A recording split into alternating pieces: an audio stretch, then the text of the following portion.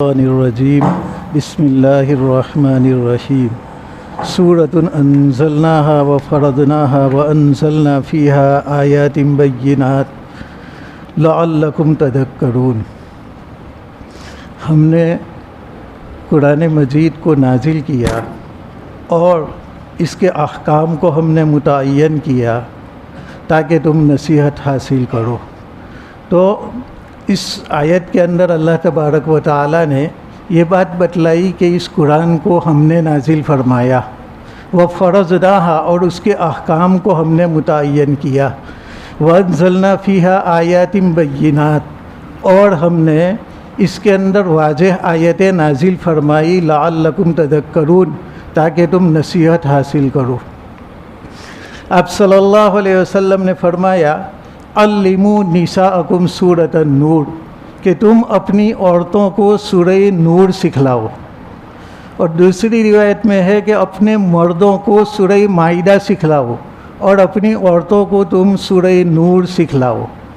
اللہ تبارک و تعالیٰ نے بیان فرمایا کہ احکام ہم نے متعین کیے، یعنی جو امر نہیں کیا جاتا ہے، امر کے اندر نماز پڑھو، روزے رکھو، زکوٰۃ دو، تو یہ جو احکام ہے وہ اللہ نے اتارے، اور نہیں یعنی تم شراب سے بچو، زنا سے بچو اور حرام کام کرنے سے بچو، اس کو نہیں کہتے ہیں۔ تو یہ تمام اوامر و نہی اللہ تبارک و تعالیٰ نے نازل کیا اور واضح آیتیں بیان کی۔ قرآن مجید کی آیات ایسی ہے کہ اس کو کوئی معمولی سمجھنے والا بھی اچھی طریقے سے آیات کو سمجھ لے گا، اس کے اندر کوئی ایچ پیچ نہیں ہے، کوئی پہلیہ نہیں ہے، بلکہ اللہ تبارک و تعالیٰ نے تفصیل کے ساتھ قرآن مجید نازل فرمایا اور اس کی وجہ یہ بتلائی کہ لعلکم تذکرون تاکہ تم نصیحت حاصل کرو۔ الزانیۃ والزانی فاجلدوا کل واحد منہما مئۃ جلدہ ولا تأخذکم بہما رأفۃ فی دین اللہ ان کنتم تؤمنون باللہ والیوم الآخر ولیشہد عذابہما طائفۃ من المؤمنین۔ زنا کرنے والی عورت اور زنا کرنے والا مرد، ان میں سے ہر ایک کو 100 کوڑے لگاؤ، اور اللہ کے حدود کو قائم کرنے کے اندر تم کو نرمی نہ پکڑ لے اگر تم در حقیقت اللہ اور یوم آخرت پر ایمان رکھتے ہو۔ اور چاہیے کہ ان دونوں کی سزا کو مومنوں کی ایک جماعت دیکھے۔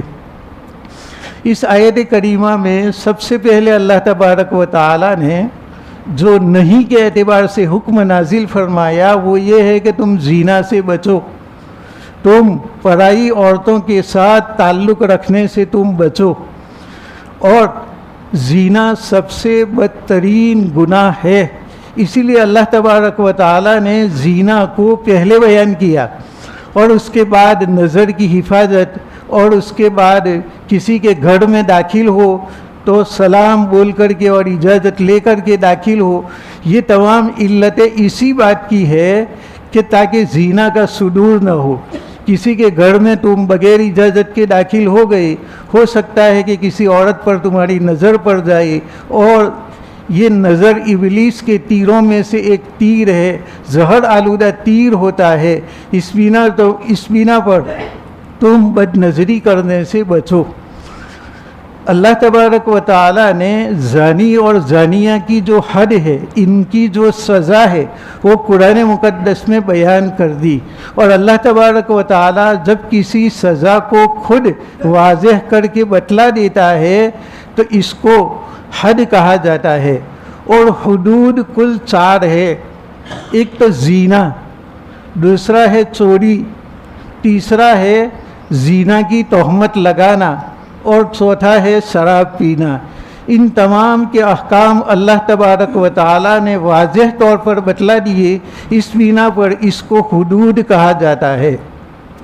اور اس کے علاوہ جو دیگر گناہ ہے، کسی کو گالی دی، کسی کو ستایا، کسی کی مذاق کی، اس کی سزا صراحتاً قرآن مجید میں نہیں بتلائی گئی، اس بنا پر قاضی کی ثوابدید کے اوپر وہ محمول ہوگا۔ حاکم جو سزا طے کرے وہی ہوگا. اللہ تبارک و تعالیٰ نے اس کو طے نہیں کیا بلکہ حاکموں کے سپرد کر دیا کہ تمہارا حاکم اس کے مناسب، زمانے کے مناسب اور اسی طریقے سے اس آدمی کے مناسب جو سزا ہوگی وہ سزا طے کریں گے. اس کو تعزیرات کہتے ہیں. اورنگزیب رحمۃ اللہ علیہ کے زمانے میں 3 مجرموں کو پکڑا گیا اور وہ ایک ہی گناہ کے اندر تینوں مجرم پکڑے گئے تھے. جب ان کے سامنے لائے گئے تو ایک آدمی کے سامنے تو فقط آنکھ نکالی اور کہا کہ جاؤ تم، آنکھ نکال کر کے کہا کہ تو چلا جا. اور جب دوسرے کی باری آئی تو اس کو کچھ ڈرایا اور دھمکایا، مارا نہیں، فقط ڈرایا، اور ڈرانے کے بعد اس کو بھی بھیج دیا کہ اچھا تم بھی جاؤ.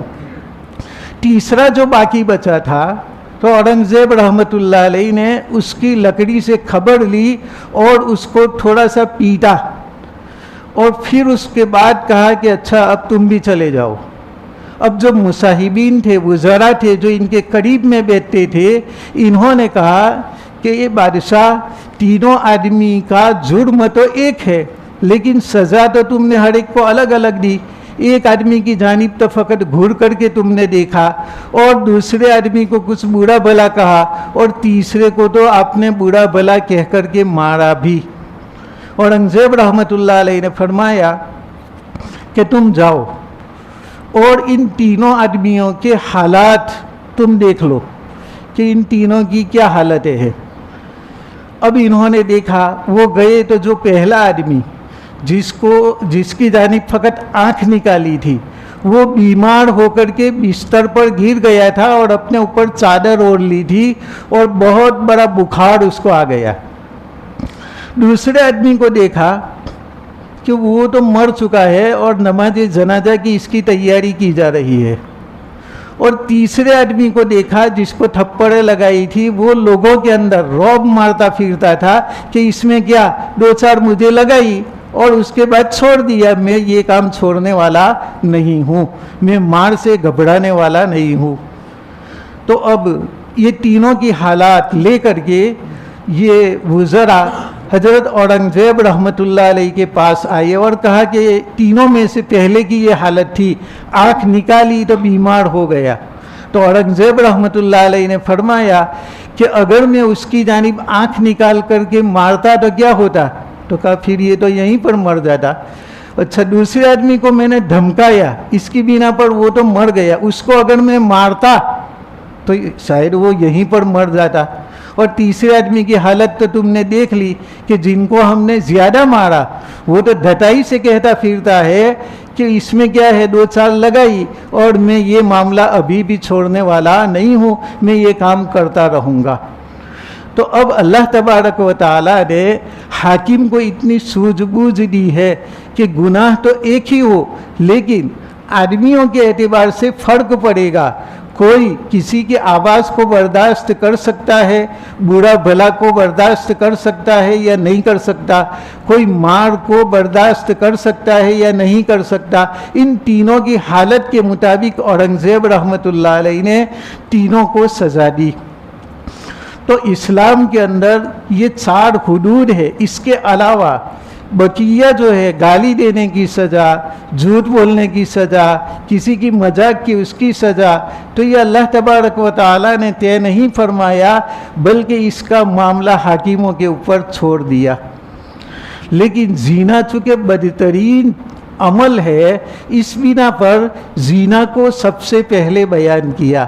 آپ صلی اللہ علیہ وسلم نے فرمایا کہ اللہ تبارک و تعالیٰ غیرت والا ہے اور میں بھی غیرت والا ہوں، اور اللہ نے اپنی غیرت ہی کی بنا پر یہ بات کہی کہ تم بلا نکاح کے عورتوں کے ساتھ تم جماع مت کرو، بلکہ نکاح کے ذریعہ اگر تم ملتے ہو تو اس میں کوئی حرج نہیں ہے، لیکن بغیر نکاح کے تم ملتے ہو تو یہ تمام کی تمام اللہ کی ماندیا ہے. کوئی ہماری بیٹی کے ساتھ یا ہماری بہن کے ساتھ اگر کوئی غلط نگاہ ڈالنا چاہے تو ہماری غیرت جوش مارتی ہے اور آدمی مرنے اور مارنے کے لیے تیار ہو جاتا ہے۔ تو اللہ کو بھی اس وقت غیرت آتی ہے جب کوئی کسی اور پرائی عورت سے زنا کرتا ہے، تو اللہ تبارک و تعالیٰ کو بھی غیرت آتی ہے کہ میری بندی کے ساتھ میرے حکم کے مطابق تمہیں قریب ہونا چاہیے تھا نکاح کر کے، لیکن بلا نکاح کے یہ کیا، تو اللہ تبارک و تعالیٰ کی غیرت جوش مارتی ہے۔ اور جب اللہ تبارک و تعالیٰ کسی پر غیرت کھاتا ہے تو پھر اس کا کبھی بھلا نہیں ہوتا اور وہ آدمی ہمیشہ کے لیے نظروں سے گر جاتا ہے۔ آپ صلی اللہ علیہ وسلم نے فرمایا کہ بنی آدم کے لیے اس کے زنا کا حصہ لکھ دیا گیا ہے، اور ان میں سے ہر ایک کو وہ حصہ ملتا ہے جس کے ذریعہ وہ گناہ کرتا ہے، اور فرض آخرکار اس کی تصدیق کرتی ہے یا تکذیب کرتی ہے۔ یعنی آدمی کے تمام اعضاء زنا میں مبتلا ہوتے ہیں۔ آنکھ کو اس کی سزا ملے گی، پاؤں کو اس کی سزا ملے گی۔ آنکھ کا زنا یہ ہے کہ کوئی پرائی عورت کی جانب دیکھے، یہ آنکھوں کا زنا ہے، اس کی بنا پر اللہ تبارک و تعالی سزا دے گا۔ ہاتھوں کا زنا یہ ہے کہ کوئی آدمی پرائی عورت کو چھوئے، اس کے بدن کو ہاتھ لگائے، تو یہ ہاتھ کا زنا ہے۔ پاؤں کا زنا یہ ہے کہ کوئی آدمی چل کر کے اس عورت کی جانب جائے، تو یہ پاؤں کا زنا ہے۔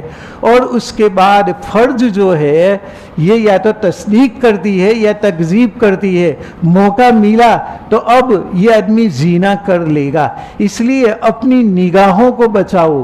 نگاہ ابلیس کے تیروں میں سے ایک تیر ہے، اس لیے آپ صلی اللہ علیہ وسلم نے فرمایا کہ جب کوئی کسی آدمی کی نگاہ پڑ جاتی ہے اچانک کسی عورت کے اوپر، اور اس کے بعد وہ نظر کو پھیر لیتا ہے اللہ تبارک و تعالیٰ کے خوف کی بنا پر، تو اللہ تبارک و تعالیٰ ایمان کی حلاوت اس کو زندگی میں نصیب کرے گا۔ زندگی ہی کے اندر عبادت کے اندر لذت آئے گی، جیسے تم میٹھا کھانے میں تیکھا کھانے میں لذت محسوس کرتے ہو، اسی طرح کی لذت تمہیں محسوس ہوگی، بشرطے کہ تم اللہ کے خوف کی بنا پر نظریں تم پھیر لو۔ یہ نہیں کہ کوئی دوسرا دیکھ رہا ہے تو مجھے کیا کہے گا، بلکہ محض اللہ کا خوف ہے، اور اس اللہ کے خوف کی بنا پر ہم نے نظروں کو پھیر دیا تو اللہ تبارک و تعالی ایمان کی حلاوت ہمارے اندر پیدا کر دے گا۔ آپ صلی اللہ علیہ وسلم نے شب معراج کے اندر دیکھا کہ بعض مردوں اور عورتوں کو الٹا لٹکایا گیا ہے، اور ان کی شرمگاہوں میں سے بدترین چیز نکل رہی ہے، بدترین پانی جیسا مادہ نکل رہا ہے، اور وہ اتنا گندا تھا کہ جس کی بنا پر جہنم والے بھی پریشان ہو جائیں گے۔ آپ صلی اللہ علیہ وسلم نے پوچھا کہ یہ کون لوگ ہیں؟ کہا یہ وہ لوگ ہیں جو زنا کرتے تھے۔ تو زنا کرنے کی اتنی بڑی سزا ہے، اور آپ صلی اللہ علیہ وسلم نے فرمایا عفو تعفکم، کہ تم اپنے آپ کو عفیف اور پاک دامن بناؤ تو اللہ تبارک و تعالی تمہاری عورتوں کو بھی پاک دامن بنائے گا۔ جب ہم کسی کی ماں بہن کے اوپر غلط نگاہ نہیں ڈالیں گے تو پھر ہماری ماں بہن کی جانب بھی کوئی غلط نگاہ ڈالے گا نہیں۔ اس بنا پر ہمیں نگاہوں کی خوب حفاظت کرنا ہے۔ حضرت علی رضی اللہ تعالیٰ عنہ نے پوچھا کہ اگر ہماری نظر اتفاقی طور پر واقع ہو جائے تو ہم کیا کریں؟ تو آپ صلی اللہ علیہ وسلم نے فرمایا کہ پہلی نظر تمہارے لیے معاف ہے، بلکہ اللہ کے خوف کی بنا پر تم نظر کو پھیر دو گے تو اللہ تبارک و تعالی ایمان کی حلاوت پیدا فرمائے گا۔ لیکن اب دیکھنے کے بعد اتفاقی جو نظر ہماری پڑ گئی تو اس کو دیکھنے کے بعد اب فوراً نظر ہٹا لے۔ نظر کو جمائے رکھنا یہ بھی گناہ ہے، اور بار بار دیکھنا یہ بھی گناہ ہے۔ پہلا تو معاف تھا لیکن دوسرا معاف نہیں ہے۔ اور آنکھوں کی جو خیانت ہے اس کی سزا حدیث کے اندر یہ آتا ہے کہ اس کی آنکھوں میں سیسہ کو پگھلا کر کے اس کا پانی، سیسے کا گرم گرم پانی ڈالا جائے گا۔ حالانکہ آنکھ بہت ہی لطیف عضو ہے، آنکھ کے اندر تھوڑا سا تینکا بھی اگر گر جائے آنکھوں میں سے پانی نکل آتا ہے اور ہم پریشان اور بے چین ہو جاتے ہیں۔ لیکن ہم نظر بد کریں گے تو سیسہ جو کہ پگھلایا گیا ہو آگ میں اور اس کی بنا پر جو پانی جیسا پرواہی مادہ ہو جاتا ہے، اس مادے کو اس آدمی کی آنکھوں کے اندر ڈالا جائے گا، جس کی بنا پر وہ کڑاہ اٹھے گا اور وہ ہائی واویلا پکارے گا۔ تو آنکھوں کی بھی ہم حفاظت کریں اور ہم اپنے ہاتھ اور پاؤں کی بھی زینہ سے حفاظت کریں، اور اس کی توفیق ہم اللہ تبارک و تعالی سے مانگے۔ اللہ تبارک و تعالی ہمیں توفیق دے گا تو بچنا ہمارے لیے آسان ہے، اور اگر اللہ نے ہی توفیق نہیں دی تو ایسی صورت میں ہم نہ بد نظری سے بچ سکتے ہیں، نہ زینہ سے بچ سکتے ہیں، نہ کسی گناہ سے بچ سکتے ہیں۔ اس لیے ہر نماز کے بعد تھوڑی دیر ہم دعا کریں تو اپنے ایمان اور یقین کو مضبوط بنانے کی دعا کریں، اور گناہوں سے بچنے کی توفیق اللہ تبارک و تعالی سے مانگے، اور اپنی دنیا کی بھلائی اور آخرت کی بھلائی اللہ تبارک و تعالی سے طلب کرے، اور اپنے رشتہ داروں کے لیے اور گھر والوں کے لیے دعا کر کے بھلائیوں کو ہم طلب کریں۔ تو اللہ تبارک و تعالی سے ہمیں اس زینہ سے بچنے کی توفیق کو مانگنا ہے۔ اب اللہ تبارک و تعالی نے بتلایا کہ زانیہ عورت اور زانی مرد ان میں سے ہر ایک کو 100 کوڑے لگاؤ۔ قرآن مقدس میں جہاں پر احکام بیان کیے گئے ہیں وہاں احکام میں مردوں کو خطاب کیا گیا ہے۔ اقیم الصلاۃ یعنی تم نماز کو قائم کرو، یہ مذکر کا صیغہ ہے، مردوں کے لیے استعمال ہوتا ہے۔ وآتوا الزکاۃ مردوں کے لیے یہ حکم ہوتا ہے۔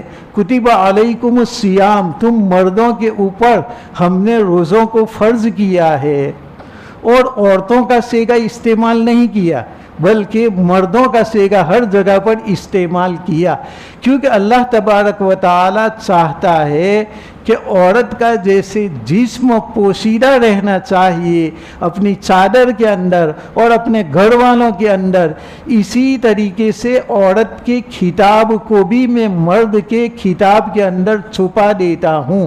تو فجلدو یہ مذکر کو کہا گیا ہے کہ تم کوڑے لگاؤ، لیکن اس کے اندر عورتوں کو بھی حکم ہے۔ اقیم الصلاۃ وآتوا الزکاۃ جیسے مردوں کو نماز پڑھنا ہے، عورت کا صیغہ بھی اس کے اندر مستور ہے کہ عورتیں بھی نماز کو قائم کرے۔ لیکن جب یہاں زینہ کی باری آئی تو اللہ تبارک و تعالی نے دونوں کو بیان کیا، الزانیۃ والزانی، زینہ کرنے والی عورت اور زینہ کرنے والا مرد۔ اسی طریقے سے السارق والسارقۃ فاقطعوا ایدیہما، چور مرد اور چور عورت دونوں کا ہاتھ تم کاٹ ڈالو۔ تو اللہ تبارک و تعالی نے حدود کے اندر عورتوں کو الگ سے ذکر کیا، اس لیے کہ حدود اور قصاص ایسی بات ہے کہ معمولی شبہات کی بنا پر بھی وہ ساکت ہو جاتے ہیں۔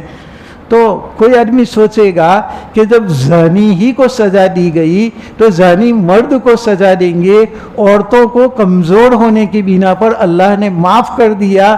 کوئی یہ سمجھ لیتا کہ عورتیں چونکہ کمزور ہے اور ان کے اوپر اتنی بھاری حد نہیں ہوگی اس لیے عورتوں کو معاف کر دیا، کوئی یہ نہ سمجھ لے۔ اس لیے اللہ تبارک و تعالی نے زانی عورت کو بھی بیان کیا اور زانی مرد کو بھی بیان کیا، اور دوسری آیت میں چوری کی جو سزا ہے وہاں پر بھی السارق والسارقۃ، چور چاہے مرد ہو چاہے عورت ہو دونوں کے ہاتھ کو کاٹ ڈالنے کا حکم دیا۔ تو یہ اس بنا پر کہ عورت کے اوپر بھی حد لگائی جائے گی۔ حد کے معاملے میں مرد اور عورت دونوں کے دونوں برابر ہے، صنف نازک ہونے کے باوجود ان کو معاف نہیں کیا گیا بلکہ ان کے اوپر سزا طے کر دی گئی۔ اور الزانیۃ اس کو مقدم کیا، حالانکہ بعض جگہوں پر اللہ تبارک و تعالی نے مذکر کے ساتھ مؤنث کے صیغے بھی استعمال کیے ہیں. وَأَقِمْنَا الصَّلَاةَ وَآتِينَا الزَّكَاةَ وَأَطِعْنَا اللَّهَ وَرَسُولَهُ. نبی صلی اللہ علیہ وسلم کی بیویوں کو خطاب کیا اقیمنا الصلاۃ. یہاں اقیمو جو مرد کے لیے ہے وہ نہیں بتلایا بلکہ اقیمنا الصلاۃ. اور وآتوا الزکاۃ کے بجائے وآتینا الزکاۃ، اور اطیع اللہ کے بجائے واطعنا اللہ ورسولہ. یہ اللہ تبارک و تعالیٰ نے ارشاد فرمایا تاکہ عورتیں یہ نہ سمجھ لے کہ ہمارے لیے کوئی الگ حکم نازل نہیں ہوا تو کیا معلوم اللہ کو ہم سے محبت ہے یا نہیں، اللہ ہمیں معاف کرے گا کہ نہیں. تو اللہ تبارک و تعالیٰ نے بعض جگہوں کے اوپر عورتوں کے صیغے بھی استعمال کیے تاکہ عورتیں سمجھ لے کہ ہمارے ساتھ اللہ تبارک و تعالیٰ کو کوئی عداوت نہیں ہے، بلکہ فقط ستر اور پوشیدہ رکھنے کے لیے مذکر کے صیغے میں مؤنث کو سما لیا ہے. اس لیے فقط مذکر کا صیغہ استعمال کیا گیا. اور جہاں عورتوں کو یہ خدشہ ہوا کہ ہمارا نام اللہ تبارک و تعالیٰ کیوں نہیں لیتے تو ایک پوری آیت نازل فرمائی ان المسلمین والمسلمات والمؤمنین والمؤمنات والقانتین والقانتات والصادقین والصادقات. اس طریقے سے ایک صیغہ مذکر کا اور ایک صیغہ مؤنث کا استعمال کیا، ورنہ عمومی طور پر عورتوں کے صیغوں کو الگ سے ذکر نہیں کیا گیا. یہ تو وجہ اس بات کی ہوئی کہ عورت اور مرد دونوں کو ذکر کیا، لیکن یہاں پر عورت کے صیغے کو مقدم ذکر کیا. عورتوں کا صیغہ حالانکہ بعد میں آتا ہے ان المؤمنین والمؤمنات کہ مومن مرد اور مومن عورتیں، والمسلمین والمسلمات مسلمان مرد اور مسلمان عورتیں. لیکن زانیہ کے اندر اللہ تبارک و تعالی نے عورت کا صیغہ پہلے استعمال کیا. اس کی وجہ مفسرین نے یہ بتلائی کہ اللہ تبارک و تعالی نے عورت کے اندر فطری طور پر خلقتاً پیدائشی طور پر حیا کا مادہ رکھ دیا اور اس کے اندر اپنی عصمت کی حفاظت کا جذبہ رکھ دیا. تو عورت اس کے اندر ایک تو حیا زیادہ ہوتی ہے اور اپنی عصمت کو بچانے کا جذبہ بھی کوٹ کوٹ کر کے بڑھا گیا ہے. اس کے باوجود کوئی عورت زینا کے لیے آمادہ ہو جاتی ہے تو معلوم ہوا کہ اس نے تمام حدود کو پار کر دیا. اس بنا پر اللہ تبارک و تعالیٰ نے ان کو پہلے ذکر کیا. مرد میں اتنی حیا نہیں ہوتی تو مرد تو زینا کے لیے تیار کبھی ہو جاتا ہے، لیکن عورت کے اندر تو حیا بہت زیادہ بڑھ دی گئی ہے، اس لیے عورت تو ہرگز تیار ہونے والی نہیں ہے. لیکن پھر بھی کوئی عورت اس کام کے لیے آمادہ ہوتی ہے تو یہ بہت زیادہ گھناؤنی حرکت ہے عورتوں کی جانب سے. اس لیے اللہ تبارک و تعالی نے عورت کو مقدم کیا. اور جب یہی بات چور کے اندر آئی تو السارق والسارقۃ، تا جو مؤنث کے لیے ہے عورت کے لیے ہے، اس صیغے کو مؤخر کر دیا اور پہلے مرد چور کو ذکر کیا، بعد میں عورت جو چور ہے اس کو ذکر کیا. اس کی وجہ مفسرین نے یہ بتلائی کہ مرد کے اندر اللہ تبارک و تعالی نے کما کر کے دولت جمع کرنے کا جذبہ رکھ دیا ہے. مرد کماتا ہے جس کی بنا پر اس کی بیوی بھی کھاتی ہے، اس کے بچے بھی کھاتے ہیں. تو مرد کے اندر جو کمانے کا جذبہ رکھا گیا ہے، اس کے باوجود مرد چوری کرتا ہے تو اس نے تمام حدود کو پار کر لیا اور وہ انتہائی درجے تک پہنچ گیا کہ تجھے تو ہم نے محنت کرنے کی طاقت دی تھی، اب تو چوری کرنے کے لیے آ گیا. اس بنا پر یہ گھناؤنی حرکت چور کے اندر ہے، اس لیے السارق کو پہلے ذکر کیا اور السارقۃ کو بعد میں ذکر کیا، کیونکہ عورتوں کے اندر فطرتاً اللہ تبارک و تعالی نے کمانے کا جذبہ نہیں رکھا، بلکہ اس کی ذمہ داری اسلام نے مردوں کے اوپر ڈالی ہے کہ اگر وہ تمہاری بیٹی ہے تو تم اس کی پرورش کرو اور ناز و نعمت کے ساتھ پرورش کرو. آپ صلی اللہ علیہ وسلم نے بتلایا کہ جو آدمی دو بیٹیوں کی پرورش کرے گا تو میں اور وہ پرورش کرنے والا جنت میں اس طرح ہوں گے. اور آپ صلی اللہ علیہ وسلم نے 2 انگلیاں کھڑی کر دی, اور 2 انگلیاں کتنی قریب ہوتی ہے. اسی طریقے سے میں بھی اور وہ آدمی بھی جو اپنی بیٹیوں کی ناز و نعمت کے ساتھ پرورش کرتا ہے, ہم دونوں کی جنت کے اندر اتنی قریب کی معیت ہوگی. تو جب تک وہ بیٹی ہے وہاں تک باپ کی ذمہ داری ہے. اب بیٹی بننے کے بعد وہ کسی جگہ پر بیاہ دی جاتی ہے, اس کا نکاح کر دیا جاتا ہے, تو شوہر کے اوپر ذمہ داری ڈالی کہ شوہر اس کا نان نفقہ پورا کرے. اور اس کا شوہر مر جاتا ہے تو اس کے بعد اس کی اولاد ہوتی ہے, تو اولاد کے اوپر یہ ذمہ داری ڈالی کہ تم اپنی ماں کا خرچ برداشت کرو. عورت کو کسی بھی جگہ یہ نہیں کہا گیا کہ تم کمانے کے لیے نکلو.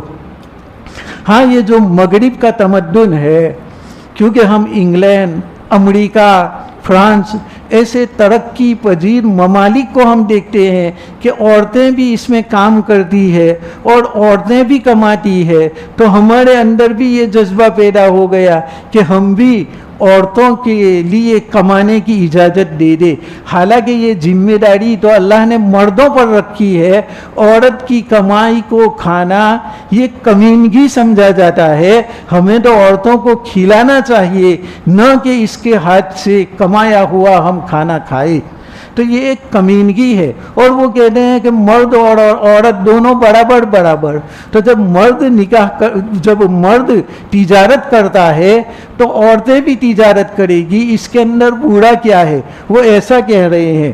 اور عورتوں کو ایک نعرہ دیا آزادی کا کہ ہم آزاد ہیں, ہمیں اپنی آزادی سے کوئی روک سکتا نہیں ہے. اور اس طریقے سے عورتوں کو باہر نکالا, اور عورتوں کو بھی کام کاج کے لیے باہر نکال کر کے کہیں دکانوں پر بٹھا دیا, کہیں ہوٹلوں کے اوپر بٹھا دیا, کہیں اس کو ایئر ہوسٹس وغیرہ بنایا گیا. اور وہ عورت جو اپنے شوہر کو اور اپنے ماں باپ کو کھانا پانی دینے کے اندر شرم محسوس کرتی ہے, وہ عورت ہوٹل کے اندر پڑھائیوں کو کھانا نکال کر کے دے رہی ہے, اور ایئر ہوسٹس بن کر کے وہ لوگوں کو کھانا تیار کر کے دینے کے لیے جاتی ہے. اور اس کے باوجود اس کے گھر کا جو کام کاج تھا کہ اپنے کھائے ہوئے برتنوں کو مانجنا, گھر کی صاف صفائی کرنا, وہ کام تو بعد میں بھی اس کے ذمہ رہے. جبکہ اسلام نے کہا کہ گھر کے جو کام ہے وہ عورت کرے گی, اور باہر کا جو کام ہے وہ مرد کیا کرے گا. تو ہم نے تو اس طریقے سے عورتوں کے ساتھ انصاف کیا اور اس کو کمانے کے لیے باہر نہیں نکالا. کیونکہ جب ہم گھر سے باہر نوکری کے لیے, ملازمت کے لیے, کھیتی کے لیے جاتے ہیں تو یہی عورتیں ہمارے گھر بار کی بھی حفاظت کرتی ہے, ہمارے مال کی بھی حفاظت کرتی ہے, ہماری اولاد کی بھی حفاظت کرتی ہے, ہر طرح سے وہ گھر میں حفاظت کرتی ہے. اس بنا پر ہم شوق سے اس کو کھلائیں گے پلائیں گے. برخلاف جو مغربی تمدن ہے, انہوں نے عورتوں کو گھر سے باہر تو نکال دیا کمانے کے لیے, لیکن اب وہ عورتوں والا کام وہ نہیں کرے گا. وہ ذمہ داری تو آج بھی عورت پر رہی. آج بھی عورتیں کوئی شکشکا بنتی ہے یا کچھ بھی بنتی ہے تو بیچاری وہاں پر بھی کام کرے گی, اور اس کے بعد گھر کے اندر جھاڑو دینا وہ بھی وہی کرے گی, بچوں کو اچھی طریقے سے کھلانا وہ کام بھی وہی کرے گی, برتن مانجنے کا معاملہ بھی وہی کرے گی. اس لیے اسلام نے دونوں کے کام کے اندر کام کو تقسیم کر دیا کہ اندر کا کام عورتیں کرے گی اور باہر کا کام مرد کریں گے. تو اللہ تبارک و تعالی نے کمانے کی جو صلاحیت ہے وہ مردوں کے اندر رکھی, اس کے باوجود وہ چوری کرتا ہے تو ایسی صورت میں وہ حدود کو پار کر گیا اور انتہا درجے تک پہنچ گیا. اس لیے چور مرد کو پہلے ذکر کیا, اور زینا میں چونکہ عورت میں پاک دامنی اور حیا بہت زیادہ ہے, اس کے باوجود وہ آمادہ ہو جاتی ہے, تو اس نے بھی انتہا درجے کی اپنی بے حیائی بتلا دی. اس لیے عورت کے سیگے کو پہلے ذکر کیا اور مرد کے سیگے کو دوسری مرتبہ میں ذکر کیا. انشاءاللہ بقیہ کل ہوگا. درود شریف پڑھ لیں.